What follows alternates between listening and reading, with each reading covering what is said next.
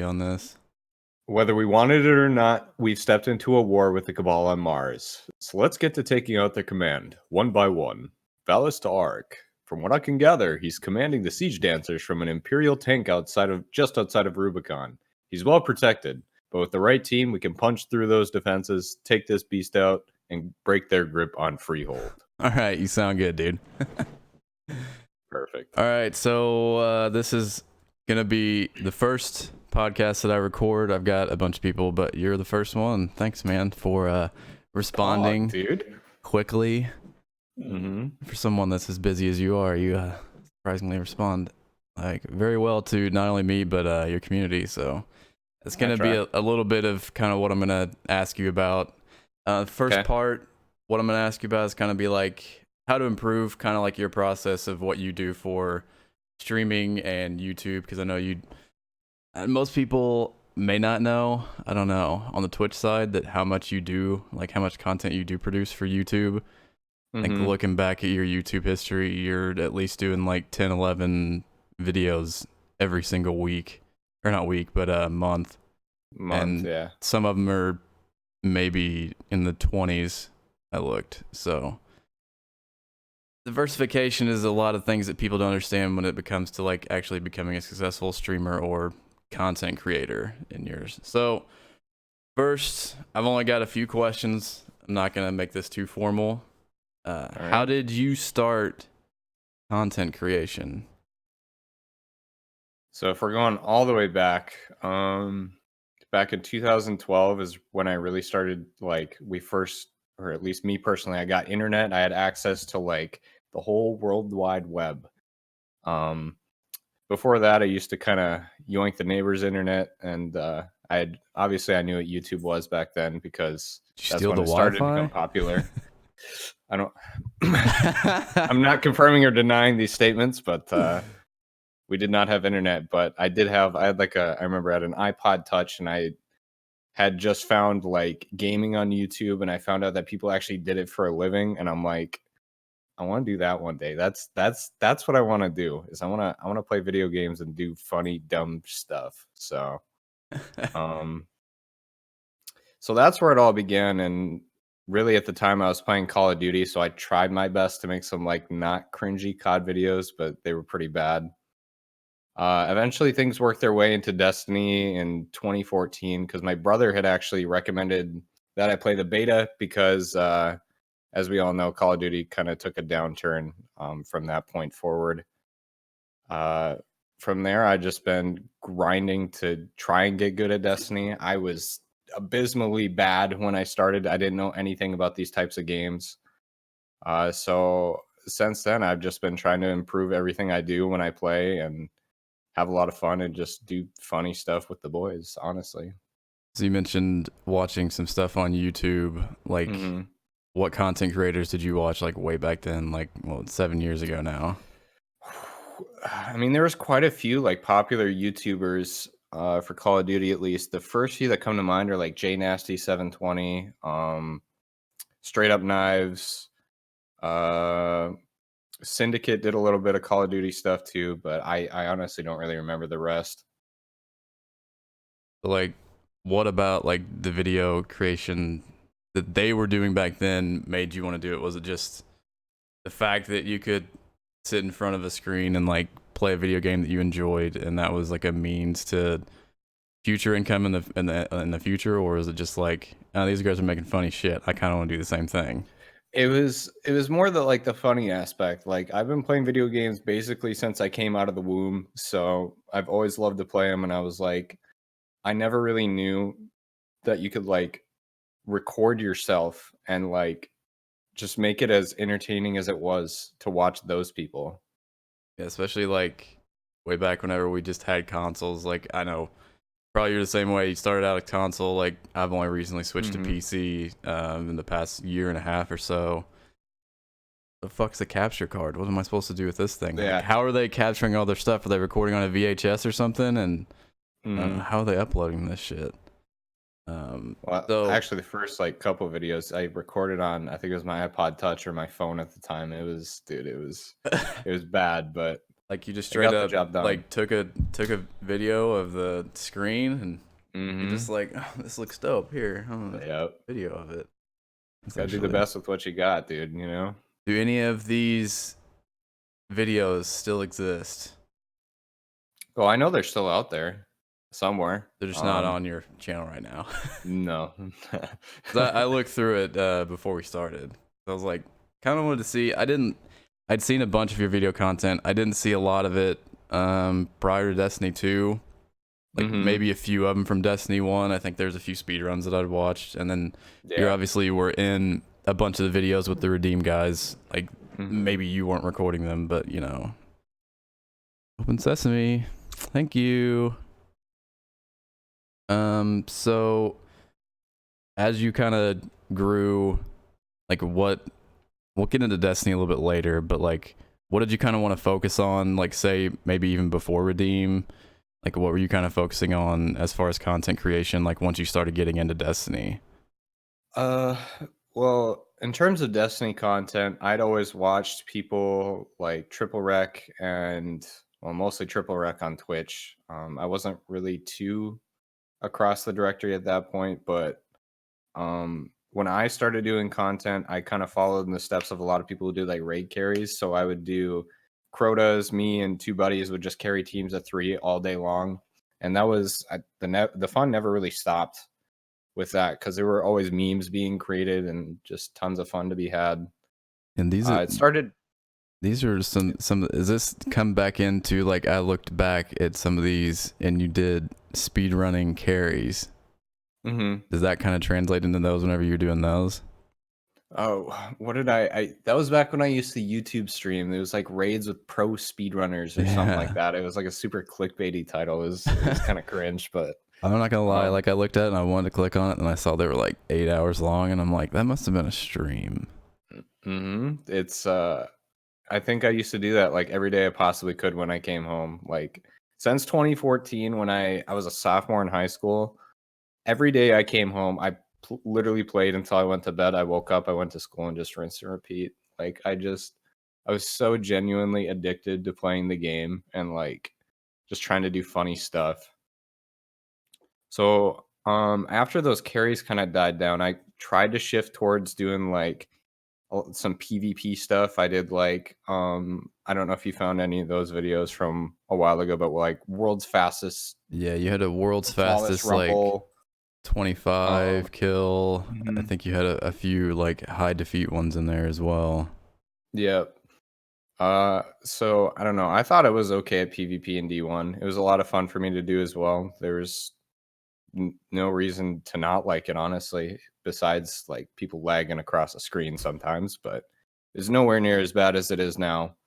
Bringing us kind of back into Destiny 2, just to touch on that a little bit, would you consider doing more PvP content? Because I know you enjoy PvP, but it's not necessarily like the mainstay of your content right now. Yeah. I mean, there's a couple things for me. Obviously, it's not as enjoyable as it was in D1, and they're starting to add variety, it sounds like, going into Forsaken, which is good.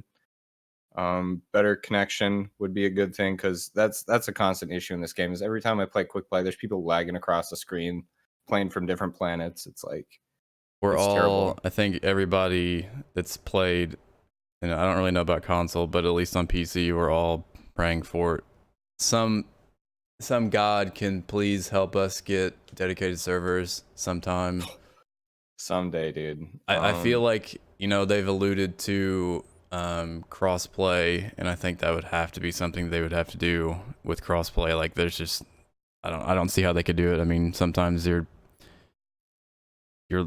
people are lagging and they're across the entire map saying that they killed you. Like it's just like if they were to implement something like that, I feel like they would do them both at once. It's not just going to be like one at a time. I feel like those two things kind of go hand in hand because if you're going to rebuild the whole system, you might as well make it as good as you can. So, yeah. All right. If you got anything else you want to follow up on that with? Well, the only other thing I was going to add is like the only other thing holding me back from doing PvP content is like I've only been playing keyboard and mouse since Destiny 2 on PC came out. So I'm not really where my aim wants to be, I guess. I set pretty high standards for myself, and I get pretty upset at myself if I don't perform up to what I want to be at. So, well, and I know you use it, but you know, a lot of people don't know about aim trainers, but like Kovacs is. mm-hmm. I know I didn't start playing mouse and keyboard until it's been a little over a year, because even whenever I switched to PC, I still kind of played on controller a lot. And then I think you mentioned Kovacs. It may even been somebody in your chat. I think it may have been Sec that mentioned it. And I was like, And that actually, just doing that, I haven't done it a lot in a while, but like doing that like a couple times a week, even if it's only for like 3 to 5 minutes, like it actually does help a shit ton. I mean, yeah, you don't need to use something that costs money. Kovacs is like $10 for those who don't know. But there's a lot of different aim trainers out there that'll help you, even if you do it for 5 minutes a day. It's like it'll drastically improve your playing experience. It's no different than like playing an instrument and just practicing scales for like 10-15 minutes a day. Yeah, you'll notice a difference for sure. and especially like bringing music into it. There's something that I've realized, like, because I play guitar and stuff, and so like especially like learning something that's really intricate, like a solo or something, if you practice it at like a lower tempo, even if you like and you like crank it up back to where you're supposed to be, like your precision and everything gets so much better. So like even practicing something in a Kovacs that's not necessarily hard to you or doesn't look impressive, like still will get you better at it. Yeah.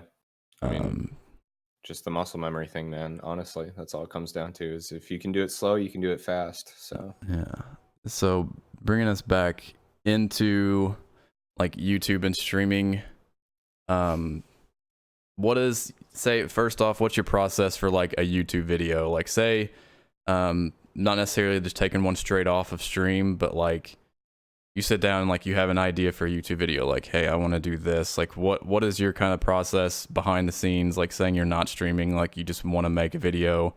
You have an idea that either you or somebody else like gave to you. Like what is like kind of your process? Like give us a little bit of the background on that.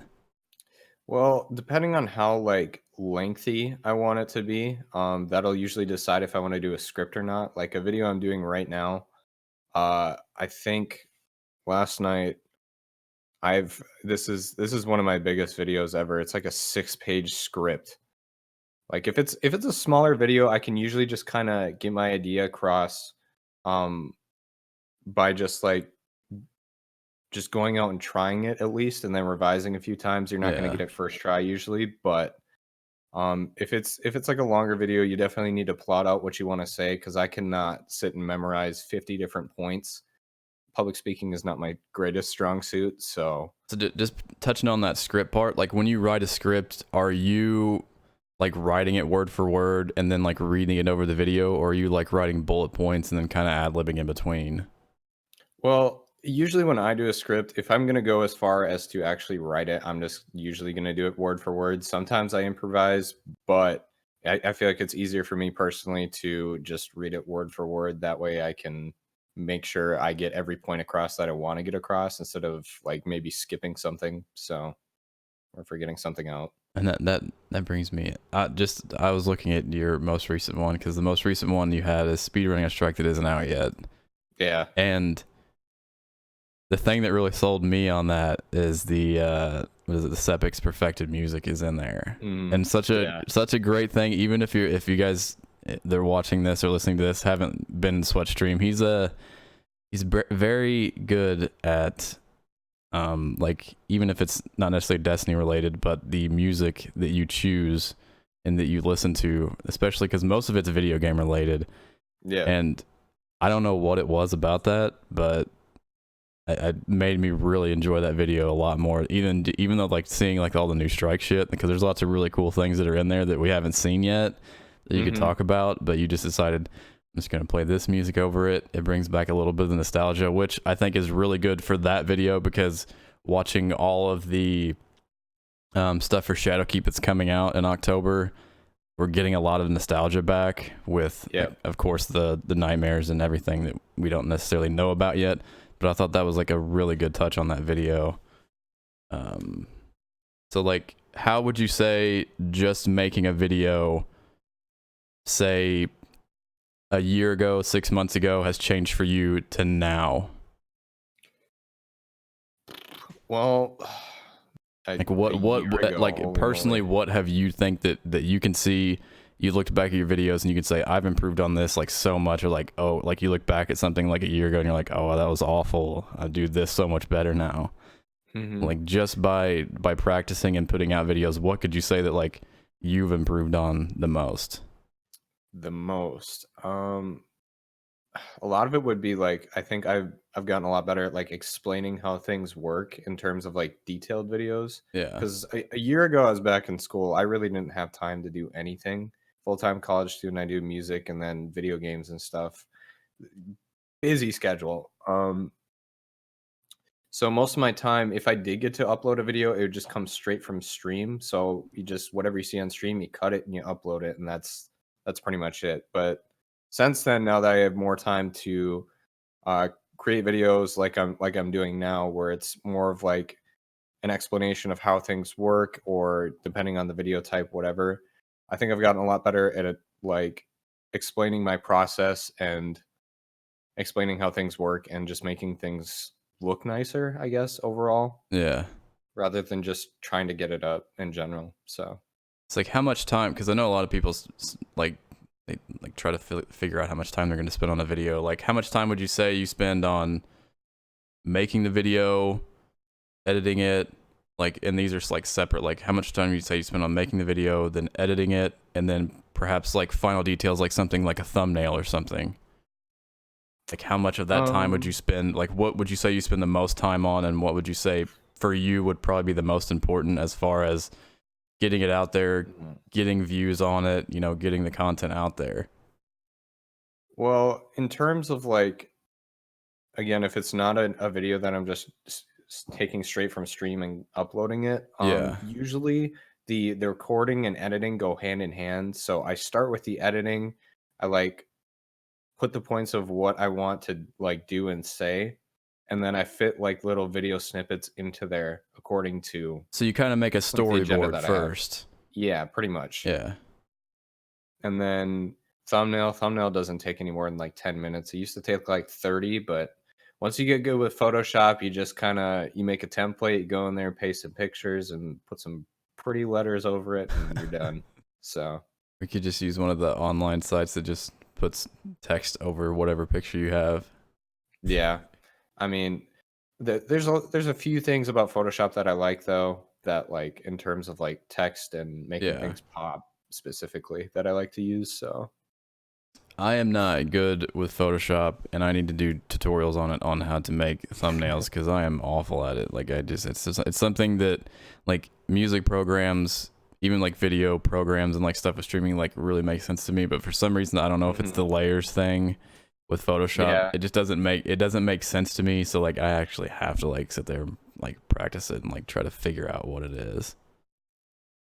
Well, if you're ever looking for a hot tutorial or two, I can help you out, maybe, possibly. Hey, if you want to make one. For sure. I would probably watch it.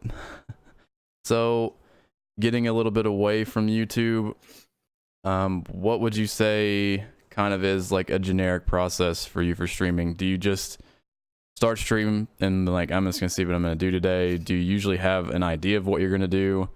I know you have a ton of people that you play with, especially within Redeem and everybody that's in the stream community that you've created. So like, do you normally have things you're gonna do, or you just say, oh, fuck it, click start streaming, and it's like, I'm gonna figure out what I'm gonna do from there? It depends on the day. Obviously, if there's like new content coming out, I'll do that stuff. But other than that, unless like we have something planned as a group, I just kind of go with the flow. Like if people ask me to do something, I'll be like, sure, let's do it. Other than that, dude, I just do whatever I feel like doing, dude. Go click some heads and play some games with the boys. Good. So we're gonna kind of just a generic tips for anybody that's starting YouTube. Like, what would you tell them? Like, say there's just some kid that comes up to you and it's like, Sweatcicle, I love you. How do I become a YouTuber? Like, what would you say to them? Like, over what you've learned over the past, you know, I know you've been watching it for 7 years, but 7 years ago, you were that person saying, I want to do this. Yeah. Like, what would you have said to yourself 7 years ago? Well, honestly, the first thing I'd say is there are just a few important things about it. The first of which is that the beginning always sucks. It's actually awful. Like you feel like you're putting in all this time and like I don't know, you just don't feel like I don't know. Sometimes like at least in my personal experience, like I didn't feel like I was putting out a product that I would watch personally. I Yeah. just was putting it out there to try and hopefully catch somebody's attention and like maybe get some feedback as to how I could do it better. Because if nobody's watching, you never really get feedback. Um, there are a few important things to YouTube. The first of which is tags, thumbnail, and then obviously your video quality. I'd say those are the top three. Video quality in terms of like what you're making, not like Not just like the 1080p or not the whatever. resolution or the audio Mhm. quality of it, just, what actually content is in the video when somebody clicks it. Yeah. Yeah. Because viewer retention, like that'll come from them getting used to your type of content. If they like it, they'll stick around, but it's just trying to catch as many eyes as possible, and if they like it, they'll hang around, and you just got to continue doing what you like doing, because if you're not seeing the results that you want and you're doing stuff that you don't like to do, it's not naturally going to work out. Yeah, if So, you're not doing something that people can see that you're enjoying, they're gonna be able to tell. That's yeah. like if you're sitting there running strikes all day and you're like, this is boring, I hate this. Yeah. People aren't gonna be excited if you're not excited. Exactly. Obviously, there's difference between like being excited and like something that requires a grind, like 100,000 burying bows. Oh god. Yeah. That's a good example for sure. You took away my emote too. That was the only emote that I'd made for anybody. Took me a whole 1 minute. We had to swap that out, dude. No, the new emotes are much better. So like same thing. Somebody's like they're watching you on Twitch. Somebody that may have just come into Destiny 2 when they see you in the directory, like Sweatcicle, he kind of looks like me. He looks like he's my age. Like, what would you say to those people that want to get started on Twitch? Well, obviously by Twitch TOS, as long as you're 13, you can start streaming. So, it's never too late to start, so don't think that you're too late to the party. Obviously, if you were like earlier to a trending game, it'll help you Yeah. quite tremendously, especially if you're doing something that nobody else is doing. But you just got to be able to vibe with people that have the same vibe as you, and those people will always show up and support. It's consistency is one of the biggest things on Twitch. Uh, Glad taught me that personally. I had a conversation with him a while ago about Twitch and stuff. Um, yeah, honestly, that's really about it, man. You just got to be able to do your own thing. A big thing that I think about is not like you shouldn't have to rely 100% on other people you to be able to like make content, I guess. Yeah. Sounds kind of weird, but like I don't know, like being able to do your own thing and just hang out with people and have fun is very, very important. Uh, You're to kind me of at pointing on least. like you don't have to have somebody in your fire team talking to you. Like, be comfortable Yeah, talking with yourself and talking with your community without, somebody being in your ear to like feed you like, I don't know, inspiration to actually talk. Is that kind of what you're saying? exactly. Yeah. Yeah, that's pretty much it, honestly. And then, so another thing that I'm gonna point out, and ask you about is your community, because it seems like you've organically kind of created a community, just in the past. What I met you about a year and a half ago at Guardian, well, not a year and a half ago, 13, 14 months ago at Guardian Con. Hmm. And like, I kind of knew who you were. I had seen some of your videos, but I really hadn't seen you stream that much. Your community has grown tenfold since I've been there. And can you kind of touch on like how you yourself and things that you've consciously done to help grow your community and kind of like just have this, I don't know, the Sweatcicle vibe whenever like the people that are there like to get to know you, because that's kind of something you're always telling yourself, whenever you're streaming and you're on your YouTube, but like your community is always like a reflection of you, and yours is growing and it's getting better every single day too. Well, a big thing that I've been trying to focus on, especially lately, is like, I don't know, I just want to have chill vibes, no drama. Like, I understand that sometimes it seeps into chat, but like, I'm just like, I hate it when people come in and bash other streamers. That shit is really, really annoying to Yeah. me. Um, I just want to be able to hang out and play games with people. That's the motto that I've lived by forever, is just being able to chill and have fun. We're not in high school anymore. We don't need to sit and feed off a drama. And like, I get that it may get views for some people, but like, it's just that shit is so annoying, and it only ends up in toxic chats and stuff like that. I think this is something that Chevy said a long time ago, is like, stay in your own lane. Yeah. Like, just do your own thing. Don't worry about what anybody else is doing. And I'd say like you are very easy to get a hold of. I don't want to say it's like you're going to respond to everything, but you respond to people. If they DM you, I'm talking from me personally, because there's probably a shit ton of people that are out there DMing you as well, but you always respond to me. It's usually timely, like this. Like, I did send out a bunch of messages to a bunch of people, and you were probably the first person to respond. So thank you for that. So that's something that's probably good with the community too, is, you know, being open and honest with your community, responding to them, whether it's on Twitter, Discord, or even Twitch, even private messages. I think that's something you've done very well, because I know if you're showing that to me, you're showing that to other people as well.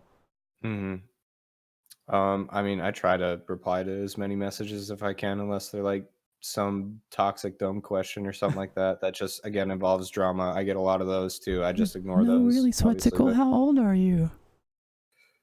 Dude, I gotta ask you, like, legitimately, does that question ever get annoying? Not as much as you would think. Like, sometimes if it's like 6 in a row in chat, if it's the same guy asking the question, it's like, okay, fuck off. But other than that, I don't really mind it too much. I think it's kind of a funny meme. That's kind of a personal question, because sometimes I'm hovering over the purge. I'm like, I don't really feel like, I don't want to be a dick and just get rid of people for no reason. I'm just kind of like, yeah, chill the fuck out, buddy. He's 12 and a half. It's a different story if you ask once, but if you ask 6 times in a row until they respond, it's annoying. So that's gonna, I think that's most of the questions that I have for just YouTube and Twitch success. Is there anything that you would want to like follow up with that? And then we'll kind of start talking a little bit more about Destiny after this. Well, again, honestly, if you're pretty serious about it, you really, really enjoy like what Twitch is for what it is, and YouTube, even though they may have their respective issues. In order to grow, I'd say the biggest thing again is like just being able to separate yourself, have fun by yourself, and just have good vibes. Because if you're not showing, again, like you said, if you're not showing that you're having a good time, why would other people have a good time? So just kind of being comfortable in your own skin and not forcing the issue. Kind of that It'll thing. be hard at first, but yeah, you just gotta you gotta be confident. You gotta show people or act like you know what you're doing at least. I don't really know what I'm doing. I just do it. So yeah. All right, so the next part, because that kind of concludes what I want to talk about with like Twitch and YouTube. So I see a lot of people, for somebody that like you're well renowned in Destiny 2 and Destiny's community. Obviously, you're in Redeem, probably I would say the best PvE clan, the most popular clan probably of all of any of them in Destiny. I don't remember hardly any clans from Destiny 1. I remember a few. Obviously, some of those are ones that like Redeem turned into. So, like, what would you say to people that like are just starting Destiny? We're gonna have a ton of new people coming in October. Like, what would you say to them? This is like, regardless of platform, what would you say to them? Like, they're looking at you, they're seeing your videos, they're seeing your Twitch. They're like, how do I get like that? How can I get that comfortable? Well, again, the stuff that you're seeing is not just stuff that you'll learn in 20 minutes. There are tricks that you can learn in 20 minutes, but it's a process to get every little detail of this game down to a T in order of consistency, at least. And a lot of the stuff that I do in terms of like tricks and other stuff, I don't know. I like to be as consistent as possible because consistency will get you a long way. For like some of the things that you do, say like I'm just touching on this because I saw it a little bit ago, like way back in Destiny 1, like the sparrow launching. Like that was a freaking sweet thing that I never even did in Destiny 1. I didn't even know it was a thing. Yeah. Like, how much time would you say that you like say there is a trick that you know is possible? How much time do you spend doing it? And are you usually just like going in a private instance by yourself, or just going in a patrol by yourself and like practicing stuff like that?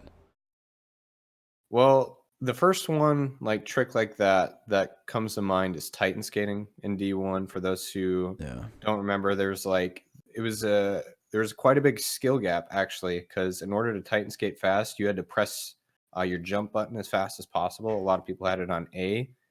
So you'd sit there and you'd like jitter click and just try to get it so your movement would be consistent rather than just not being able to control it and just going straight into walls. Yeah. So when I was learning, I think I spent like, no joke, like first day I spent like 10 hours in the Cosmodrome going up like this one hill, just trying to get my movement as consistent as possible. That first hill to the left when you spawn in? Yeah, what was it? The Moth Yard, I think? The Moth Yard, and it goes up to where you go into the like first and second mission area off to the right. Yeah. Yeah, honestly, like when I do something, I want to do it full force. So if I'm learning a trick, I want to be able to do it every single time or almost every single time without failing. So I really, really, really put a lot of time into the tricks that I try to learn. It's a little bit different in Destiny 2 because there aren't as many of those tricks, at least in terms of like ones that require like a skill gap. World lining kind of has a skill gap, but it's not too hard of a trick to learn. Yeah. So I think like actually like doing a world line isn't that difficult, but being able to use it usefully is where the skill comes in. Yeah. So like just going back to that, like that kind of ties into what I was gonna ask next. Like your most recent video, you do use a lot of world lining. Like how long did it take you to get that out of bounds and like to get that like route down to where it wasn't, 45, like it wasn't like a 45-minute video of you getting to the end of the strike? Yeah. I think I spent like a few hours doing it because first couple times I went in there, you just kind of go through and you're like, you test to see if certain like world lines work or what.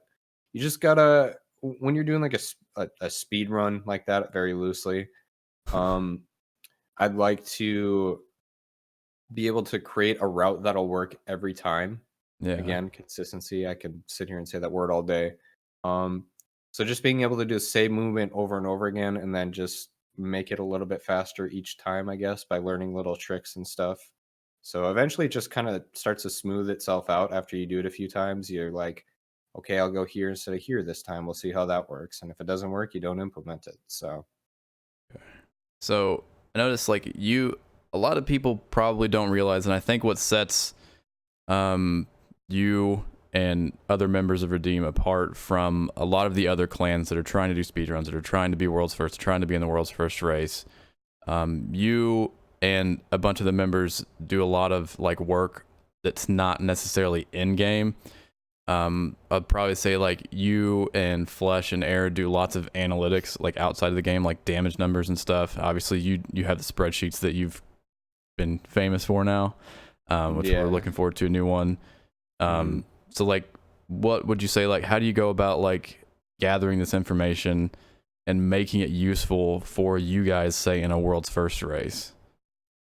In terms of like me personally creating the leveling spreadsheet, a lot of it came from just leveling characters over the past few DLCs and just like, I don't know, I'm just kind of an analytic person in general, so I kind of notice which drops are giving you like +5s, +8s, +3s, +1.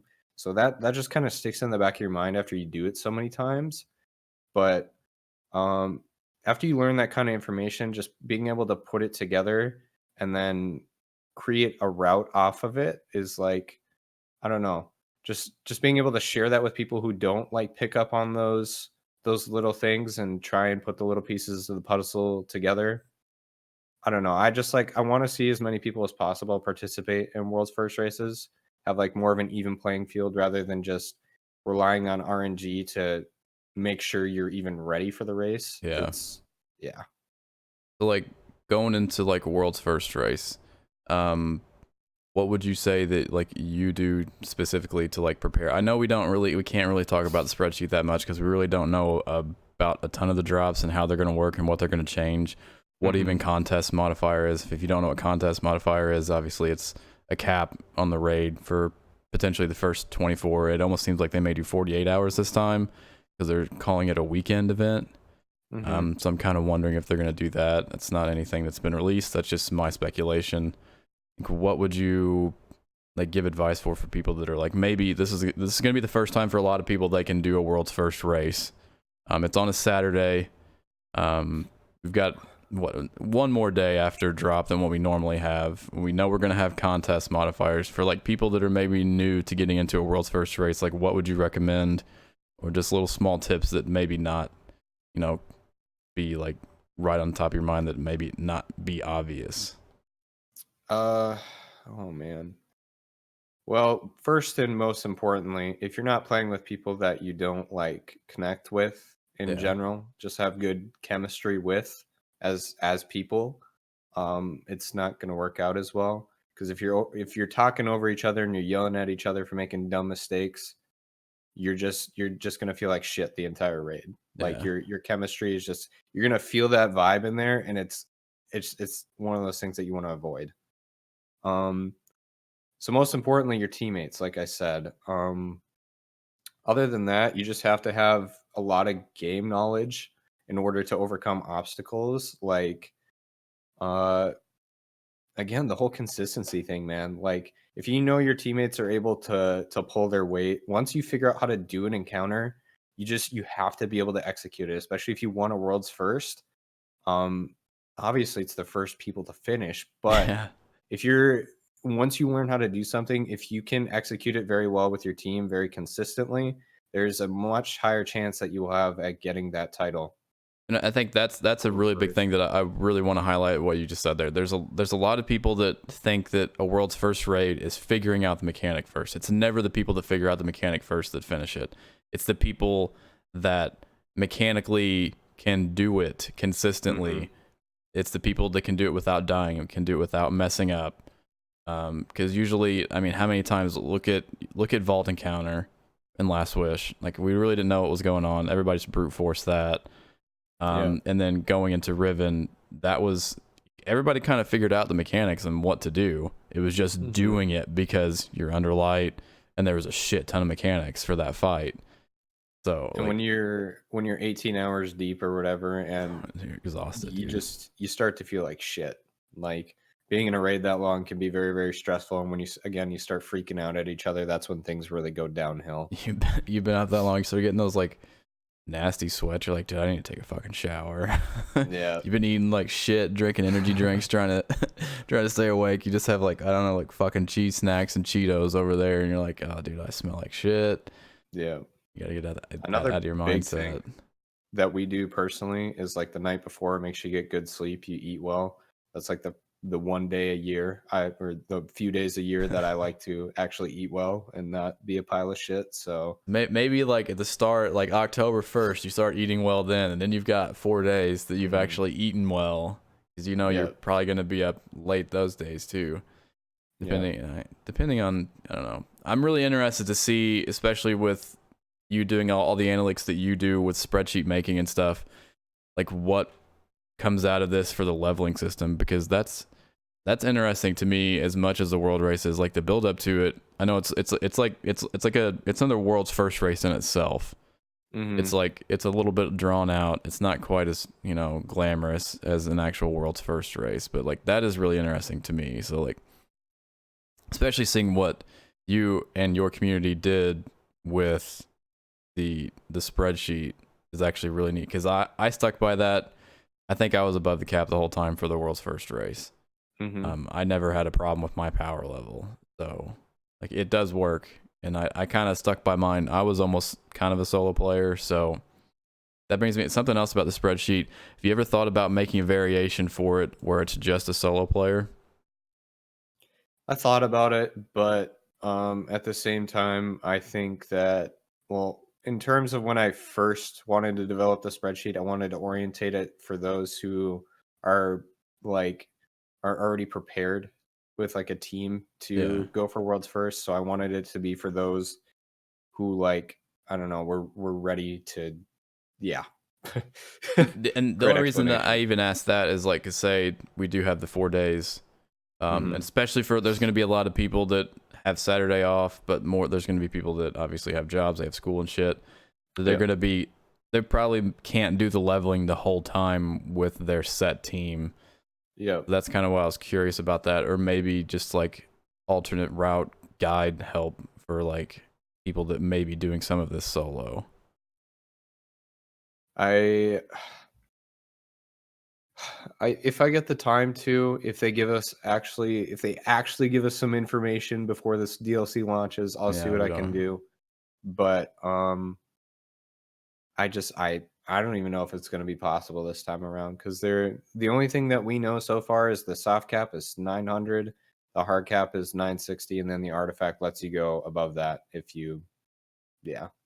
And then there's the other cap that's at what 950 that only I can't remember what the 3-tier levels are now, but the highest one 950 to 960 is only pinnacle PV, or not just PV, just like pinnacle light level activities. So that's probably going to be like raids, the dungeon and nightfall, and maybe Iron Banner. I'm not sure. We won't get an Iron Banner for then, so yeah, like it may be comp levels. I don't know. It may be specific comp levels, not the 1, 2, and 3 ones, but like each time you actually get up a level that changes name and new comp. Divisions. Yeah, like Fabled Mythic, that may be something too.